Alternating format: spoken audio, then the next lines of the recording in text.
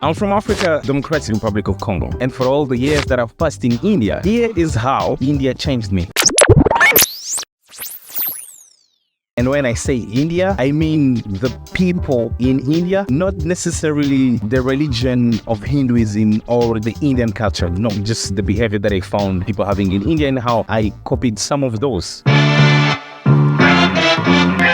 This first one might be too private, but let me just say it. It's something that I wonder why I never had it for a very long time before. It's when I realized that toilet papers are not really that clean as I thought they were. If you are a regular user of toilet paper, maybe you should consider using these jet sprays or just having much more clean methods than just toilet paper. I'm sorry, I don't know how to explain the whole thing, but look it up on Google. You will find much more information about it. Number 2, call it selfish, but if you really want to be happy, you must also be able to make happy your community and your family. And this is one thing that I saw Indians doing. They never build anything which is never going to benefit fellow Indians or their family. They're never going to get a job and make money on their own without inputting their families or their community, which is one of the things that I never thought about before, especially coming from a background where even in families there seem to be competition of who is this, who is that. Might be selfish, but still it's the best way to actually develop yourself. Number 3, in your eating behavior, however bad it is, always remember to add some of the essential things. For example, even when you are having fast food and however bad it is, you will see Indians having some little, I don't know if I should call them snacks, which facilitate digestion. While having food, they adding some spices which will facilitate digestion, or having water at a certain time, or having fruits at a specific time, or you can't eat this meal with that meal. It's one concept which basically doesn't exist. You eat everything however you can, whenever you can. You don't consider what time this can work in my system and whatever and stuff like that. But in India, even though they're not perfect in their eating habits, they have those small things that they practice which shows that they're conscious about what they're eating and how it can affect their bodies. Number 4, talking with extra respect to elders and authorities. Like, you don't have to be the boss in every room. Some rooms accept to be the small guy because that will even make you the big guy because of the opportunities that those big guys will give you because of how they saw how you're humble in front of them. And this is one of the things also that I never knew. I always